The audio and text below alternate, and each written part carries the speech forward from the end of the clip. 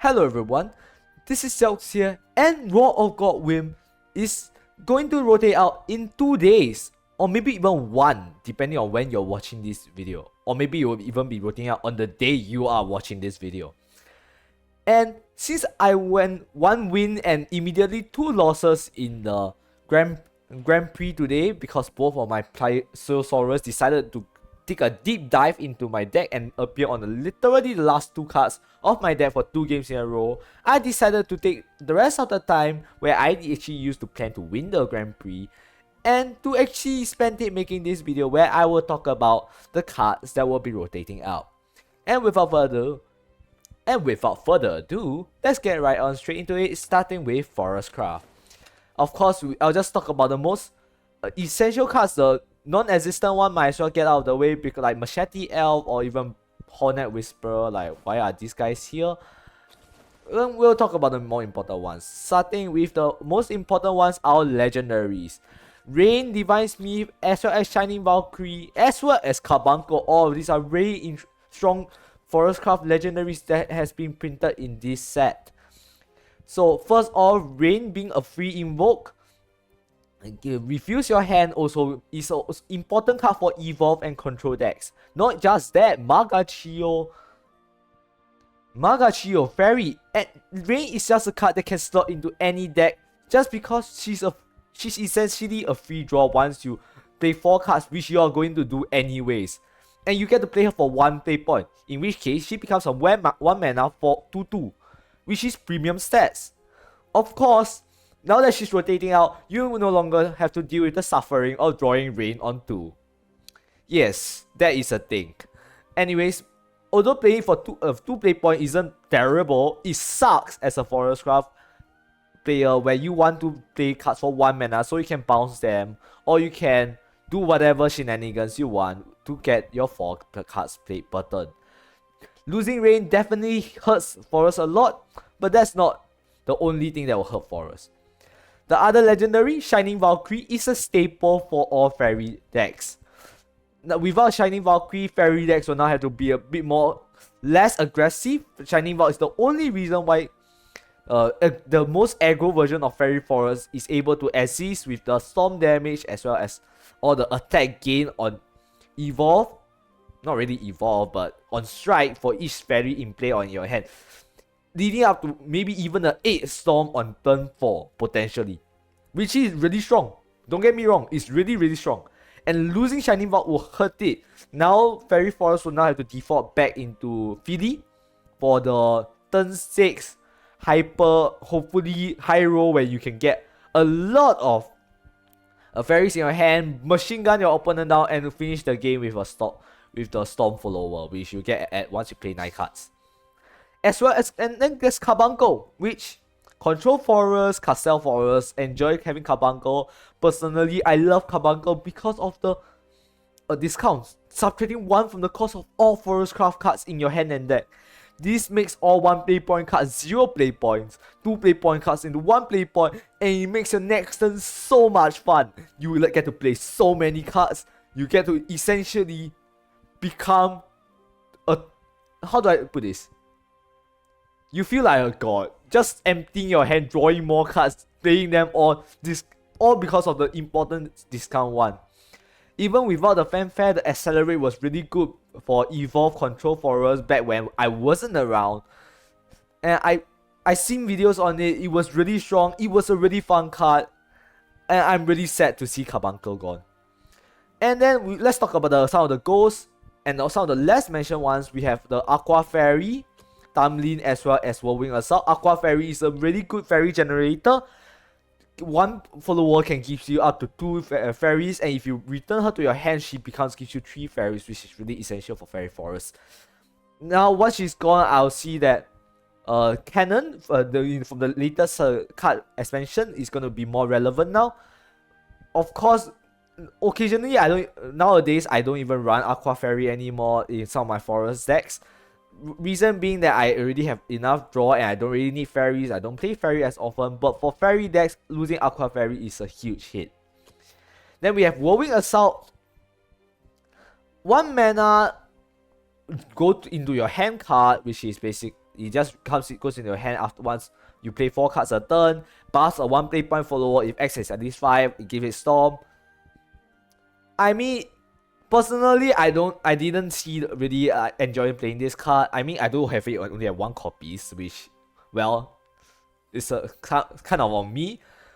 But it does refill your hand. It's good, but usually I don't enjoy playing this type. I don't actually need the extra attack that this provides. Usually when I do play it, it's a little bit bricky. But there is a reason for you to play Whirlwind Assault. It's not a huge loss. It's a nice niche, alternate win con, quality of life, extra damage, reach. Probably, if you play it seriously, you can probably get it to plus 4, plus 0 really easily. But usually, I never actually got it to a plus 5 before, even in my experience. Okay, part of the reason is I only run 1 copy of it, but hey, look, come on, cut me some slack. Of course, there are scenarios where getting even a plus 2, plus 0 to a 1 play point follower, like the 1 play point Condemn for Magachio, or even like maybe a Fairy in a Castel deck.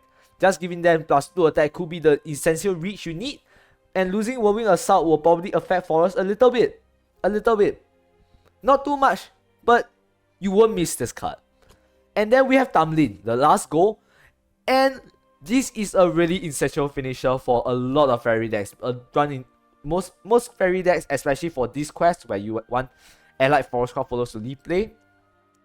Essentially just a 6/6 Storm. Even goes up to 8/8 if you evolve it. It's a really strong card. Really strong finisher.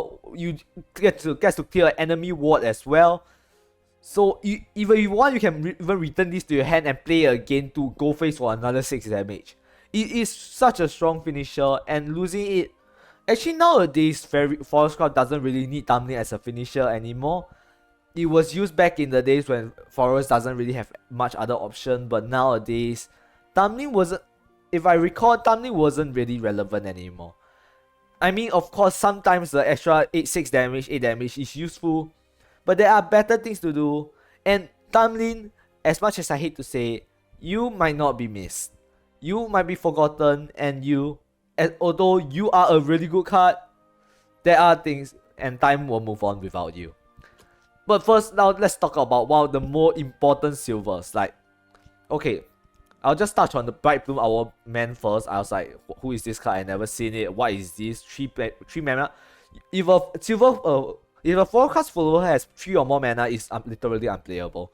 But unless it has a really good effect, and Ambush, Fanfare plus X is not a good effect. It's really slow, and it's not worth it.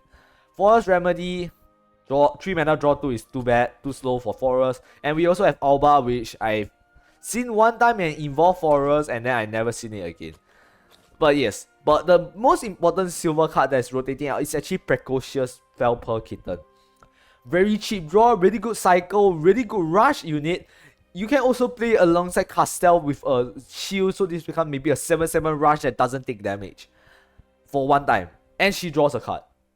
Very amazing card. I run it a lot in my Castel Forest deck. I find this one of the easiest cards to actually cycle through your deck. You can even return it. It's a good card to return. It's just a good card. This is probably... Personally, of all the cards in Forest Craft, the top 3 cards I'll be missing will be Carbuncle, Rain, as well as Precocious. The rest, well, they're good, but they're not on that high on my list. And there's also Autumn Leaf Man, which is another 1 mana 1/2 premium stats, and also reduce damage from effects to 0. The last time I recall playing this deck was in my Castel deck, where I actually use it to prevent effect damage to all of my big followers. But it's not necessary at all. You really don't have a need for this effect. It's really niche, and nowadays more people have effect destruction, which Castel's token spell already counters anyway. So reducing damage from effects to 0 actually might be a little bit relevant considering the new Bloodcraft Legendary, which I will be reviewing the new expansion Order Shift cards in a few days. So you might want to check those out. But maybe Autumn Leaf Man, there will be replacements. You will not be missing this card. Now let's move on to Swordcraft. Swordcraft, we are losing quite a number of cards. So, first off, let's talk about the legendaries. Legendary Sword Commander Royal Fortress as Aurelia. We are losing Legendary Sword Commander. The Legendary Sword Commander from the...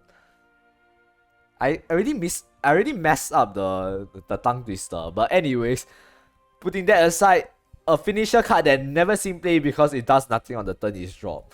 It's really slow and we only see play in meme decks. And then we also have Royal Fortress. Losing this card kills the entire commander archetype unless we get a new commander support. Which, well, I remember playing against this. I don't really enjoy facing Commander Sword, but nowadays Commander Sword isn't strong. It's just maybe a tier 3, tier 2. No, actually not even tier 2. Probably tier 3, tier 4. It's a terrible break and, well, I don't mind seeing it go. And then Aurelia recently buffed and it has done work. Now with Masquerade Ghost running around in rotation, Aurelia was one of the few ways that Sword can use to be able to deal with Masquerade Ghost. And the giant bot of Ghastly Ghosts? I forgot what they're called. That Aurelia can easily deal with them. Basically, if your opponent has 3 followers, it's a 1 mana 4/5.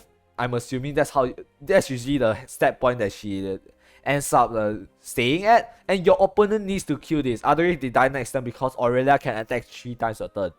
Oh, did I mention she cannot be targeted by enemy effects? Yes, she's a very strong card. She's lovely. She's amazing. She's really playable. Actually, not amazing, but you get the idea. She's a good card, but she's rotating out now, so we'll have to hopefully get new ways to deal with Masquerade Ghosts. Then we also have the Luminous set, which is Radiant Luminous Mage, Steel Luminous Knight, as well as Luminous Lancer. Luminous Lancer wasn't run anymore, I'll be honest. At base, she's a 2 mana ready one, but she's not run anymore, simply because Monica is a thing. So you won't miss Luminous Lancer, you'll just run Monica. Honestly, and then we have Radiant Luminous Mage, which actually tutors Monica. Losing her kind of hurts the consistency of any rally deck, but I believe that Swordcraft will probably get new cards that will probably just draw anyways. Honestly, how relevant is the evolve for 0 evolve points? Actually really relevant, especially if you're going for the Radia Wincon. So if you lose Radiant Luminous Mage, you will need to be more aware of how you're spending your evolve points now, since, well, without Radiant Luminous Mage, you can just probably evolve all your Commander's followers for free anytime you want. And there's also Steel Luminous Knight, which is a really good trading follower that actually deals with our opponent's board. Not only does it, if you have 5 other allied commanders come into play, it does 3 to 1 follower and you evolve this for free. But as always, not run nowadays. Even though it's a commander, you probably will see a commander sword, but it's not run anymore. Not in rally, not in whatever form of sword that whatever archetypes of sword that is popular. And yeah, definitely not in loot. And of course, we have a 1 play point commander, also not relevant. I always say that the heal is really nice. And I probably may have run this once or twice, but it's obviously not something you'll miss. Though I must say, the Brave Vanguard loss is really, it's gonna hurt Swordcraft a little bit. Just a little bit, not bad. It's a 1 mana 1/2 premium set that actually has really good decent trading skills. If there's 1 enemy follower, you can trade it immediately. If there's 3, you can kill 1 for free. And if there's 5, you can probably kill 2. Yeah, Brave Vanguard is a very versatile card, and now losing him will definitely hurt the deck. But now let's talk about the bronze cards.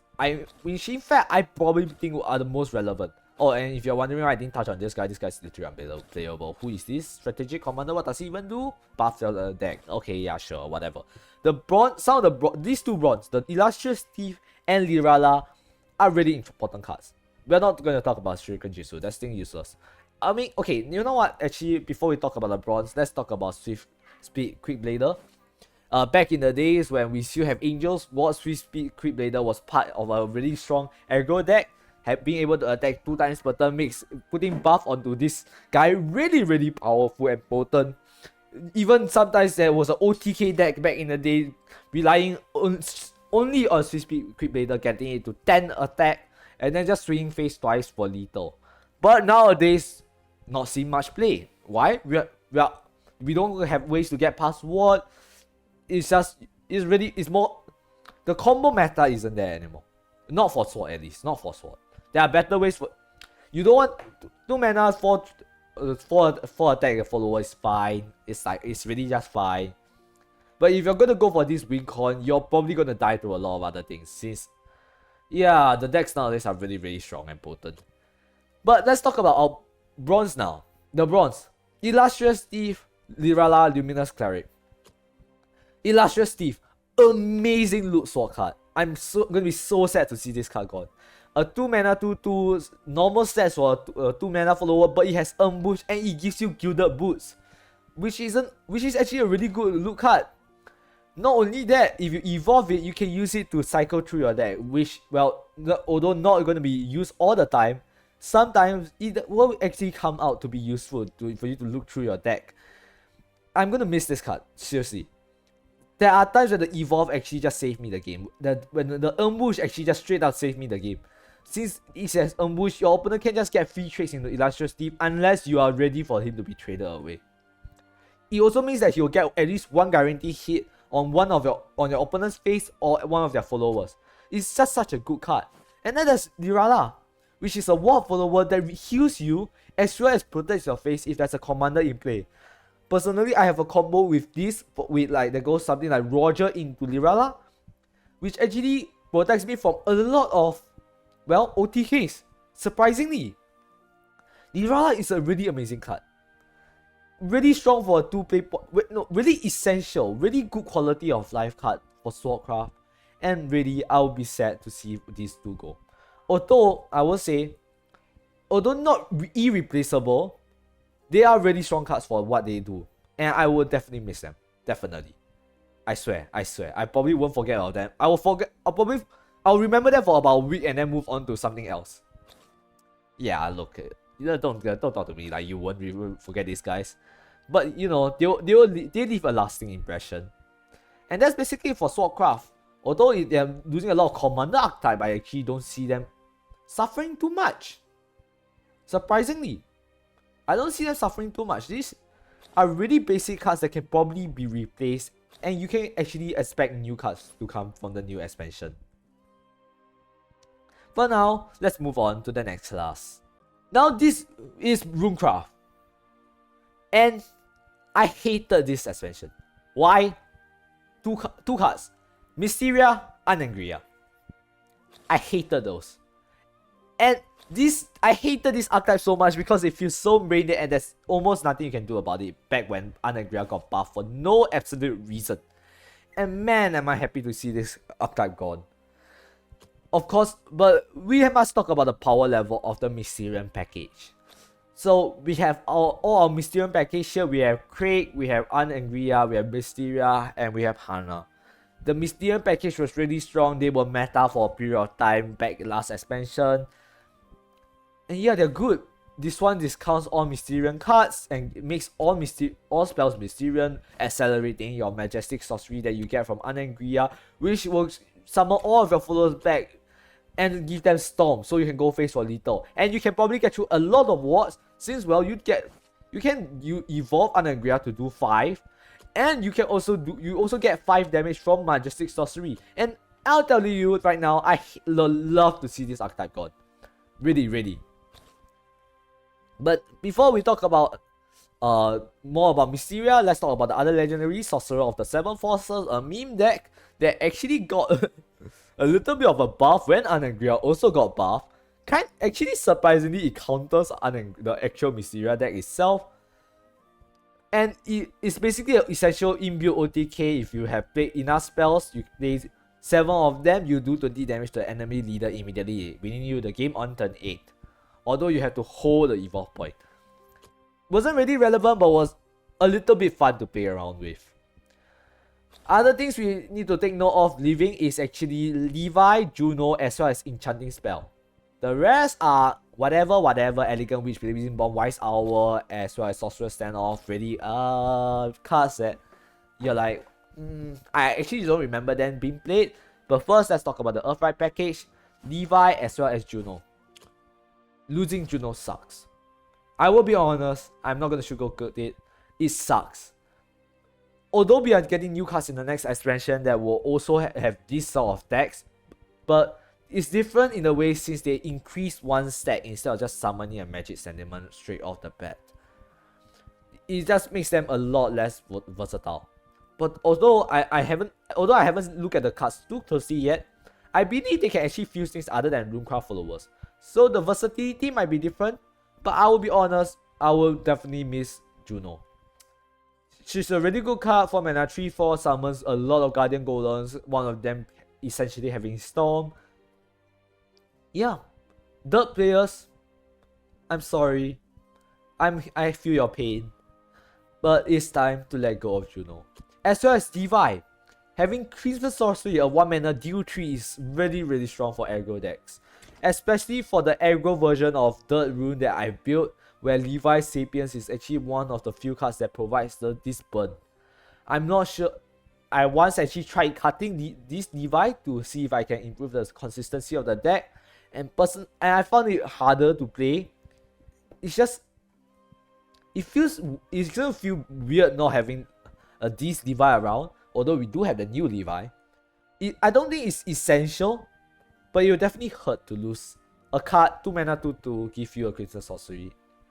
It's a really nice aggro card, and I'm sad to see it gone. And then there's Enchanting Spell. It's just a 1 mana spell that stalls a turn. It's just good. It's just decent. It's like niche average stalling card, and there's nothing more to talk about it, even though it's actually pretty decently good. I don't like the fact that. And now let's mention the Mysterium package one more time. Man, just looking at this package gives me back PTSD. There's Craig, which makes your opponent harder to kill, wipes your board. Seriously, why is the Mysterium package so overtuned and busted? I mean, of course, it's not that relevant nowadays anymore. It's probably dropped to a tier 2 or even tier 3 deck. But look, it's still I find it extremely unfun to play against. And actually, there's also another card that should get an honorable mention. Is Raining Blades. It's used in Spell Boost. It's essentially an additional 3 damage for Spell Boost decks. I'm not sure how relevant this loss will be, since we still have Crushing Rain in rotation. Losing 3 damage might not be actually that bad. This probably wouldn't hurt that much. It's essentially just one Spell Boost card out of the many. And I believe we are going to get more Spell Boost support next expansion, if memory serves me right. If not, then haha, too bad Spell Boost, you die. Overall, since considering the fact that Runecraft is actually losing an entire archetype, actually does not really dying, is it? But an entire Mysterium archetype, I'll say that Runecraft got hit pretty hard. Next, we have Dragoncraft. Dragoncraft is really weird. I'll be honest. So, as if you can look at this set, you'll notice that there's no ramp. Yeah, there's actually just straight up no ramp in this set at all. It's a really weird set where I feel like it wouldn't matter too much to Dragoncraft if they lose any of the cards. But let's go through all of them one by one, starting with the legendaries. Forte Darkwing Ruler. I've only remember seeing this card being run in Armed Dragons, since that's the easiest way to actually activate these 3 effects for Forte. Really strong finisher for Armed Dragons though, but nowadays they actually have Blast Form now. So losing Forte probably wouldn't hurt them too much. They'll just move on from Forte, and Forte Darkwing Ruler will just be forgotten, just like every other legendary card once it gets rotated out. Then we have Infinity Flame Dragon, a finisher for intended finisher for Dragoncraft. That actually won them quite a few games against me. Every time I see this card pop out, it's like, oh, damn it, I did not play around this card because I did not know there's people still running it. And that's probably how inconsistent it is, since you need to sacrifice 10 mana to hopefully kill your opponent. It's a brick in your hand most of the time since it doesn't have accelerate. But there are OTK patterns you can do with Infinite Flame Dragon, as well as finishing patterns you can try with this. Personally, I didn't think this card was too game-changing, meta-breaking. It's just another finisher that Dragoncraft has and will get in, and Dragoncraft will get new finishers in the future. Infinite Flame Dragon will not be a huge loss. Then on the cheaper side, we have Masamune, which is a RAM auto evolve follower that gives your leader effects when you attack a literal burn effect when you attack opponent followers. How good was this card? Actually pretty decently good. It's running actually a lot of RAM lists. You had no reason to run at least. Running 2 copies of Masamune was good. It just trades into any follower for free. It has Bane, it kills off a follower, it gives your leader more extra burn. It's a really solid card. In fact, of all the legendaries, people will probably miss Masamune the most. It's good. There's nothing more. It's solid, it has a lot, it gives good effect, it's auto evolve. Evolved Dragon will probably miss this even though it's not a real deck. And yeah, nothing more to be said. And then of course we have the other cards like Iron Scale Serpent Drake, one of the best cards that Armed Dragon. It was such a good card in Armed Dragons that it actually got nerfed, and it was still played even though Armed Dragon isn't as good now. I don't know. I think Armed Dragon is getting new support, so maybe they will not miss Iron Scale Drake, Serpent Drake as much. But I have to say, it is still a really strong card back when it was still 3 mana. Huge tempo swing. The Twin Drake Guide was pretty irrelevant. I think it was one point in time where it was used to draw a cycle for Armed Dragons, but then never again.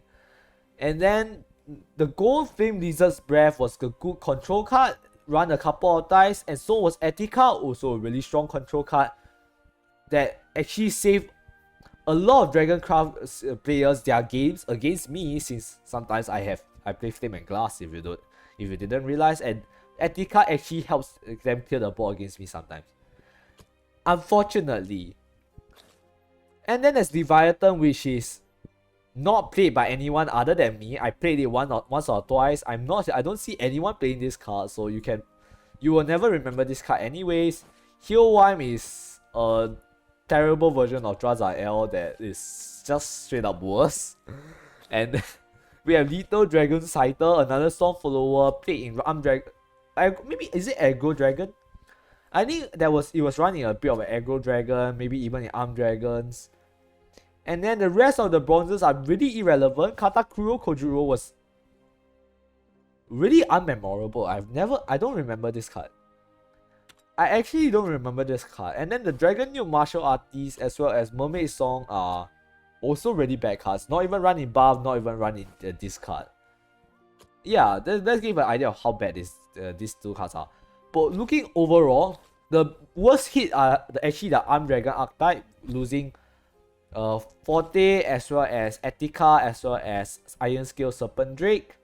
Although it's not a big hit, the RAM archetype loses Masamune Flame Lizard, and if you want to argue, Infinite Flame Dragon.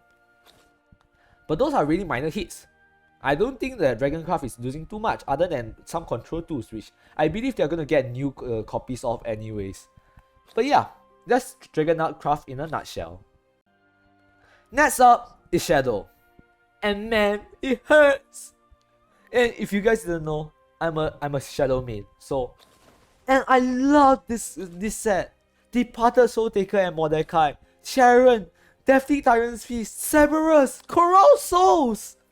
All of these are such strong cards. Deathly Tyrant's Feast being one of the most important finishers for Shadowcraft, especially paired alongside Cerberus, Storm Damage. Okay, you know what? I'm getting ahead on myself. Let's go through all of these in order. Starting with the legendaries. Departed Soul Taker and Mordecai, despite not being the strongest legendaries, they were one of the first decks I ever built. So this expansion actually holds, this set actually holds a dear place in my heart, only for Shadowcraft. since, well, they are actually the first 2 legendaries I've ever put. And I love the idea of getting value where you can resummon copies of allied Shadowcraft followers that die and then just protecting yourself with the phase 3 Mordecai. I love it. I love that deck. That was one of the best, probably one of my favorite decks for in Shadowverse that I played back in the day. Back in the day, it's literally 5 months ago. Or is it 6 months, half a year? I forgot when I joined.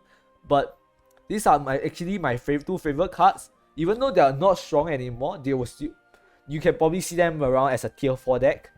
It's very fun to play around with, especially with Abyssal Colonel. But losing these 2 cards, you probably wouldn't see it anymore. And then for Cerberus, on the other hand, is an insanely amazing card for Shadowcraft. Not only is it Burial Rite support, it's Last Word support, it's also a 2 mana 2/2 that gives you a 1 mana 2/1 and a 1 mana 1/2 that both have upsides, one that burns your enemy and one that heals you. It's strong. And once 5 followers with Last Word have died, they get summoned for free. And if 10 has been destroyed, this gets Storm. This is a really strong card that's so versatile and flexible. Not only for basically any Shadowcraft deck that is not Soul Taker. And Ghost. Yeah. I mean, you can probably sneak this in the Ghost somewhere. But yeah, it's a really strong card. And then on the goal, we have Deathly Tyrant's Feast and Sharon. I already talked about Deathly Tyrant's Feast. Is literally the best finisher for Shadowcraft. It has been relied on for Last Words, not on Ghosts, but Ghosts could definitely use it. For my Soul Taker deck, I use Deathly Tyrant's Feast. It's just such a strong card. +10/+10 to a follower. Hell yeah! It's just an unexpected 10 damage that can go face and will always close out games. And then there's Sharon, which is used to cheat out the big followers so you can revive them with either a Sharon's Evolve effect or with Soul Taker, or you can also revive it with From the Dust Reborn. Which is like a combo you can do with Sharon.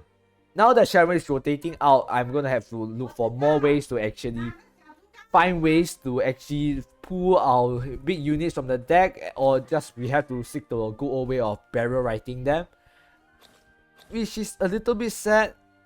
I really enjoyed playing around with Sharon. This is one of my favorite archetypes and probably my favorite set. But before we are done, we also must talk about Ultras, which is essentially another Burial Rite follower that draws cards. Of course, you are Burial Riting Mordecai. So your Burial Rite draw cards due to not as relevant, but still a good card nonetheless. Actually, it's kind of on the weaker side, but it's still average. Then, of course, we still have some of the best draw that Shadowcraft has received. We have Coral Souls, which destroys an allied follower to summon 2 codes and draw 2 cards.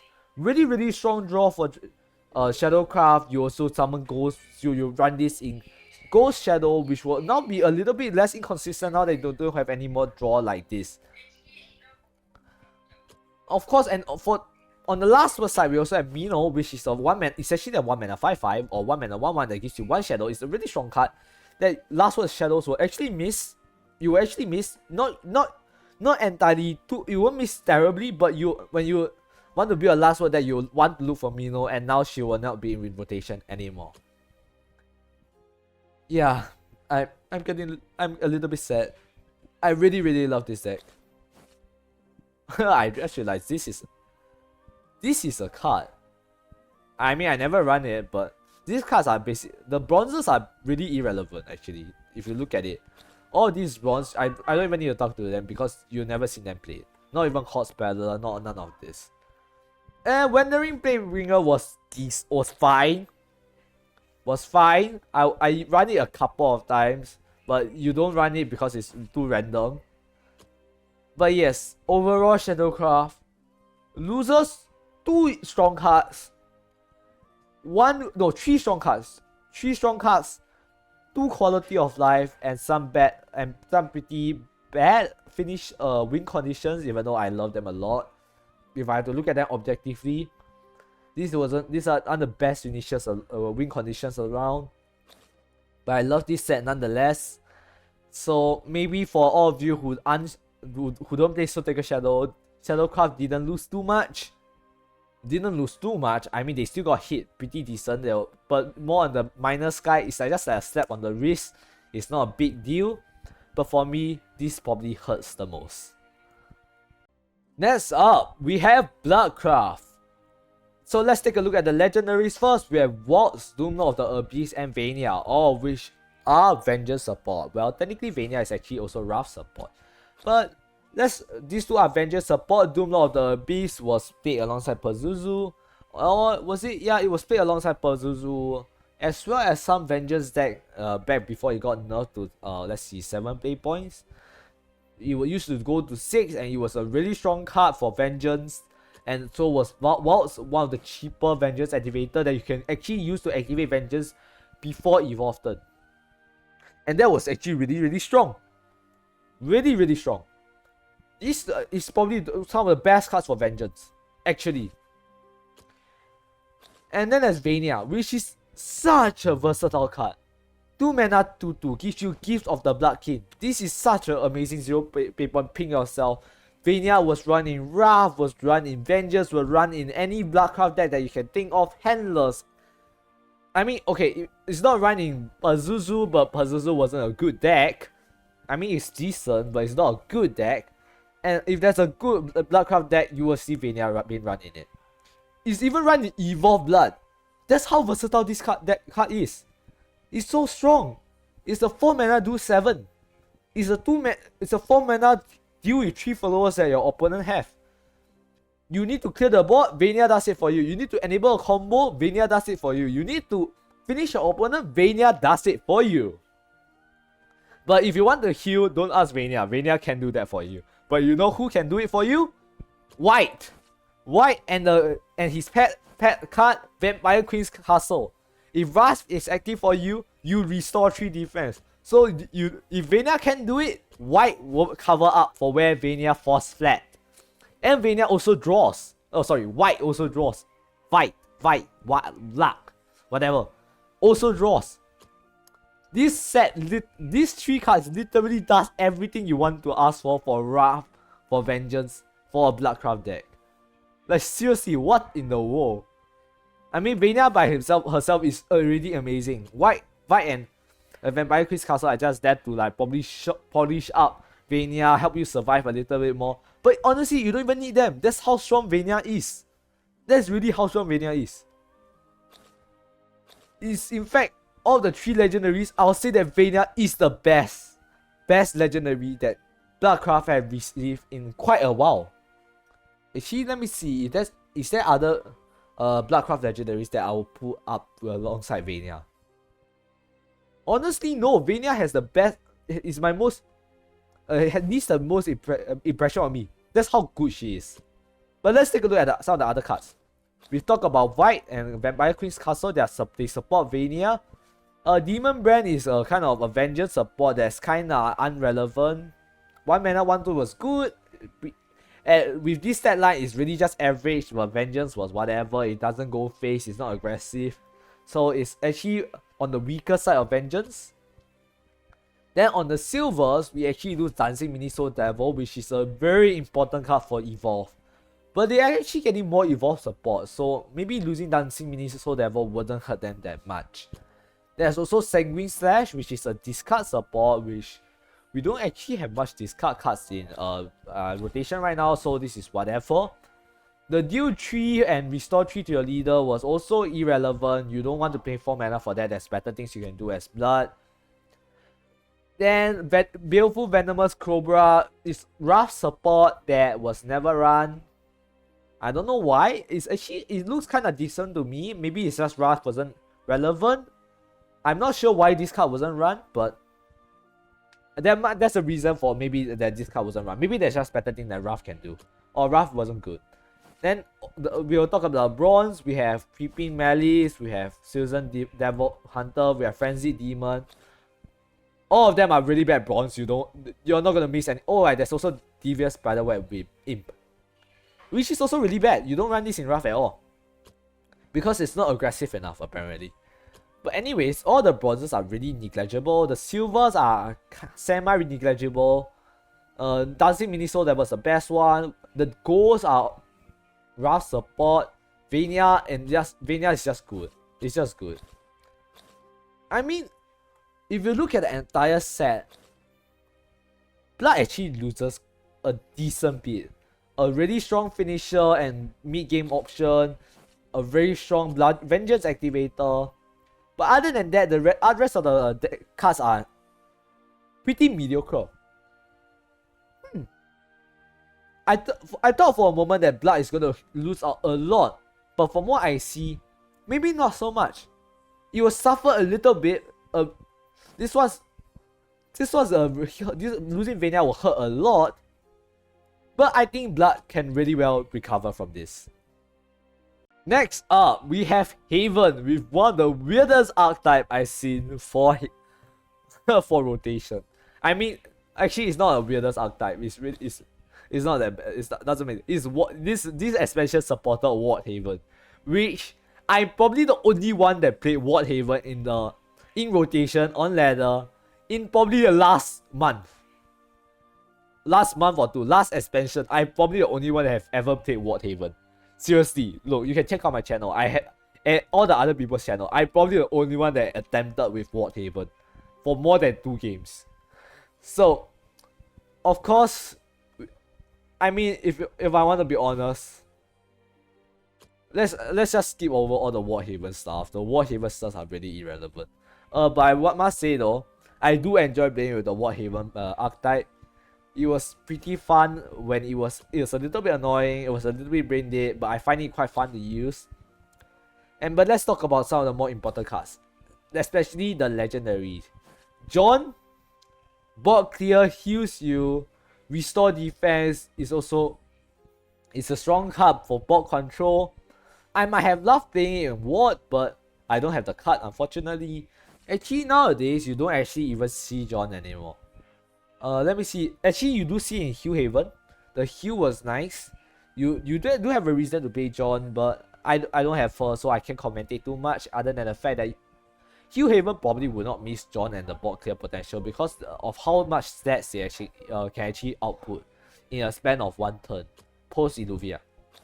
Then Imperial Saint also kinda died. 4 mana 0/8 was really irrelevant. I mean, you can actually play alongside Balanced Blessings. Actually makes it kinda a threat. It becomes a 4 mana 0/8 damage, 8/8. That you have to deal with. If you can evolve it with John, it becomes a let's see, what's the stat evolve, right? It becomes a 4/8 Storm follower with Bane and Storm and Ward, which is significantly better than its base form. Although the base form will protect your leader if you take 4 or more damage, but like, come on. Who does more than 4 damage at one go in so early on in the game? It's pretty average. It's below average, this card. I mean, I think at one point in time in rotation, it was really good, but for the life of me, I cannot remember when it was good. And then there's Skullfane. I hated this card. I hated this card with burning passion, but I have to admit it. This is such a good card. It accelerates your win cons for Crystallize, for Amulet, and then once you have done it enough times, it's a board wipe, it heals you, it destroys allied amulets. It's so good. It's really so good. If you're playing Haven and you have Skullfane in your opening hand, you win. If you're losing the game, you did something wrong. That's how good this card is.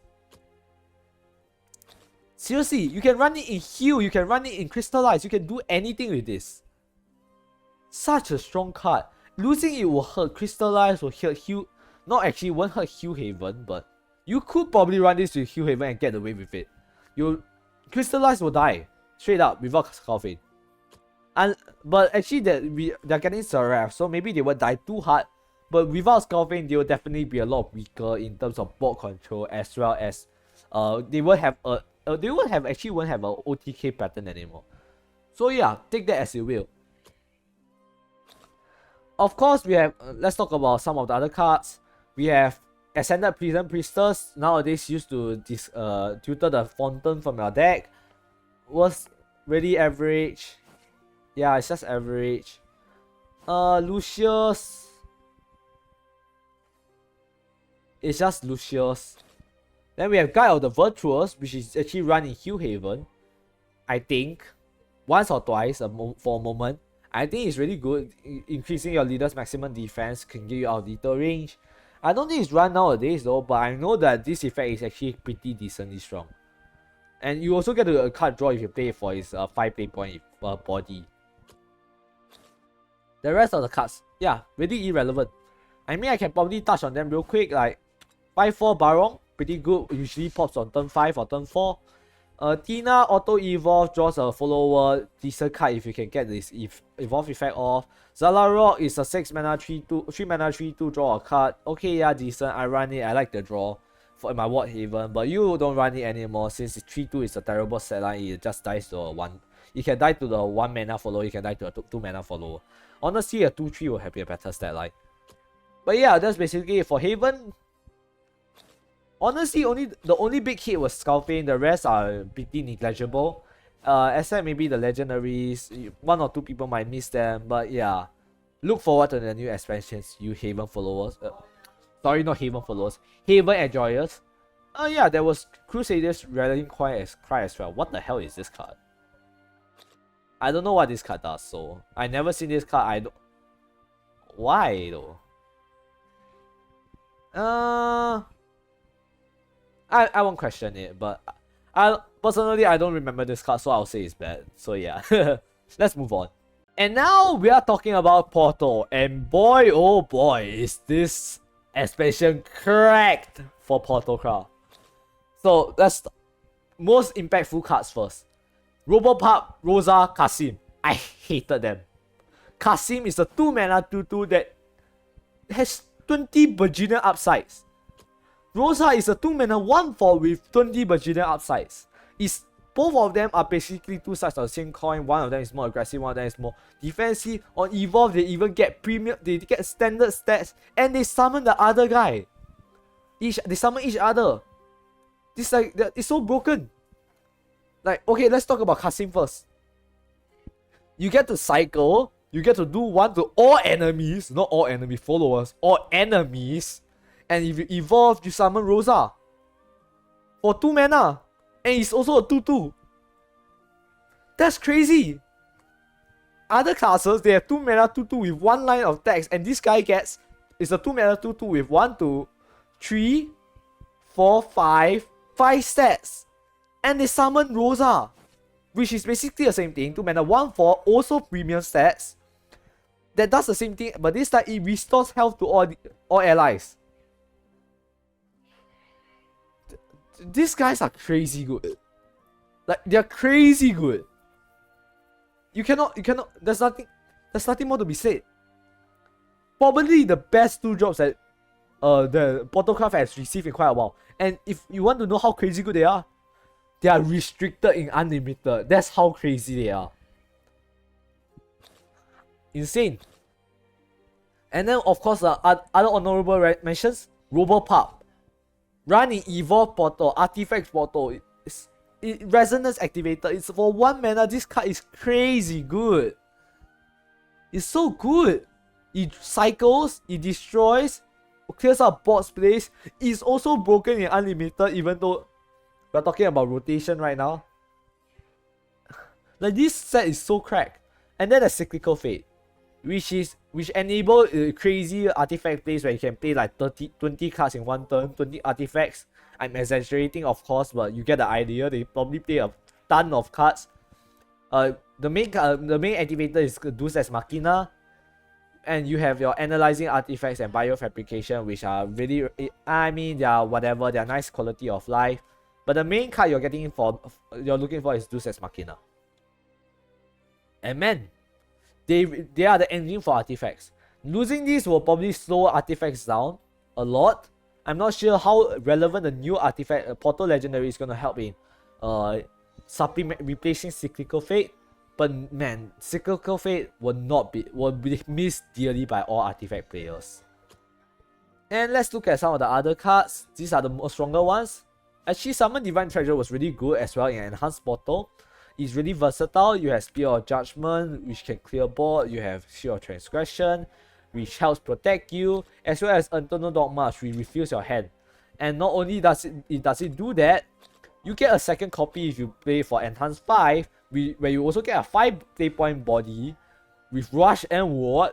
And if you play for Enhanced 7, you get both a 5 play point body as well as a 7 play point body with Rush Ward that does damage to your opponent. Very strong card, very versatile, will be missed by a lot of Portalcraft players since they don't have this quality of life to just like fill in their decks from now on. Then on the other legendaries, we have Gilas, used in Machina. Really, it's also a versatile card. Also can be used as a finisher, not necessary though. Now our finishers are usually Curse L and Gratina. Maybe in the past it was a lot better. I have 2 copies of it. He was still pretty decently good. I still run him. But will you miss Gilas? Perhaps not. There will be replacements for Gilas. Unfortunately, Gilas will not be missed. But that's don't get the wrong impression. Gilas is still a really good card and truly not a king of beasts, but a king of machinas. And then there's Orchis. I don't have a single copy of her, even though I made a Puppet Portal deck a couple of days ago. But basically, this is one of your win cons, mid-game threats for puppets. You can improve your puppets by fusing puppets into Orchis for free. And then if you fuse into Orchis, you get Lloyd, which is a 6 mana 4/6 Storm with Ward. And that makes 2 of your opponent's followers not able to attack. It's stupid. It's a really interesting effect. And if you fuse it with at least 3 puppets, Orchis and Lloyd evolves for free. It's strong. It's 3 stats. It's a 6 mana 7/7 plus a 6 mana 6 mana 6/8 Storm Ward that locks 2 of your opponent's followers and give all puppets that you play Storm. It's essentially a finisher on its own. Orchis is amazing for puppet. But funnily enough, I actually made a Puppet Portal deck that doesn't actually need Orchis. Go figure. I mean, I think having Orchis will definitely improve the deck. But maybe, since Puppets isn't relevant nowadays, you wouldn't miss Orchis. I must say though, I like the design of this card. I'm just gonna say that. But yeah, let's talk about the other cards. For the goals, we talked about Cyclical Fate already. Heal is really whatever. I don't actually play her. I don't see the point of getting a random drawing a card for resonance. I don't see the point of this card. 2 mana 2/2 standard stat line average, but it's really below average when you get a 2 play point Portalcraft follower as well as a 1 play point follower, which like, who are you trying to cheat out again? I don't remember. And then for the other one, Non, which is another resonance support. Whenever you activate resonance, you recover 1 play point. I only play him in artifacts because I can get more play points. Honestly, you don't really need him in Shadow in your Portal decks. Yeah, you just don't need him in your Portal decks. He's just there because he's there. Of course, he's a good card. He's a nice card to play around with. I have for a period of time I tried a Bahama deck with Non's effect as well as Cyclical Fate with all the mana PP regaining, but it kind of fell flat, and I never want to touch Bahama ever again. So, and there's also for the bronze we have Hydro Gunner irrelevant because they put analyzing artifacts, which no one cares if you're 3 play point. And then we have Cultivate Life, which is a resonance support, you draw cards. And Blossoming Flower Door, which is another puppet deck support which I actually I'm using right now. Not relevant though, so I'm not gonna linger too long on her. But Robopup is probably the most broken bronze card ever introduced in the Shadowverse. Don't quote me on that because I wasn't always around in Shadowverse, but Robopup was probably the strongest, if not the strongest. Now let's take a look at finally neutrals. Now finally we can talk about neutrals.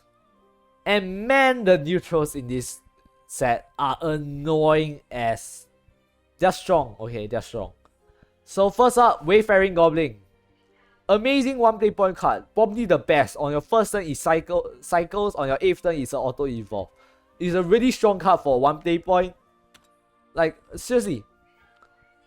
Another impactful one bronze card, one play mana 1/1 goblin card that is introduced in Roar of Godwyrm.